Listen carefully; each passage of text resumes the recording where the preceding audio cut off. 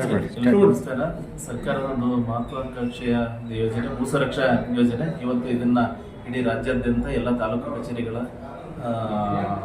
ಅಭಿಲೇಖಾಲಯಗಳು, record ರೂಮ್ಗಳು ಏನಿದೆ ಅದನ್ನ ಡಿಜಿಟಲೀಕರಣ ಮತ್ತು ಅದನ್ನ ಆ ಡೇಟಾಗಳನ್ನ ಸೇವ್ ಮಾಡುವಂಥ ಒಂದು ಕಾರ್ಯಕ್ರಮವನ್ನು ಇವತ್ತು ಚಾಲನೆ ಕೊಡ್ತಾ ಇದ್ದೀವಿ.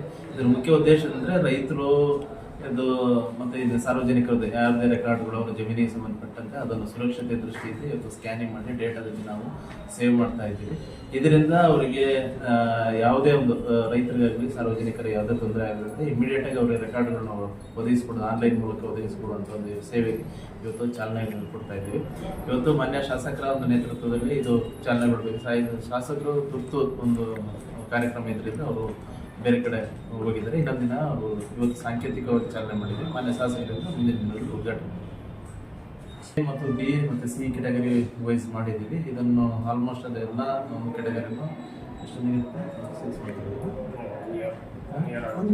ಒಂದು ವರ್ಷದೊಳಗೆ ಎಲ್ಲ ಡಿಜಿಟಲೀಕರಣ ಮಾಡಿ ಸೇವೆಗೆ ಸಾರ್ವಜನಿಕ.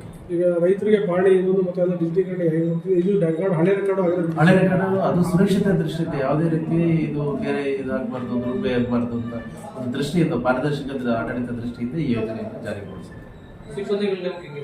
ಸಿಬ್ಬಂದಿಗಳನ್ನು ಈಗ ಸರ್ಕಾರದ ವತಿಯಿಂದ ಡೇಟಾ ಆಪರೇಟರ್ಗಳನ್ನು ನೇಮಕ ಮಾಡಿ 6 ಜನ ಕೊಟ್ಟಿದ್ದಾರೆ. ಅದರ ಜೊತೆಗೆ ನಮ್ಮ ರೆಕಾರ್ಡ್ ರೂಮ್ ಏನು ಪರ್ಮನೆಂಟ್ ಸರ್ಕಾರಿ ನೌಕರರಿದ್ದಾರೆ ಅವರು ಕೂಡ ಕರ್ತವ್ಯ ಕೆಲಸ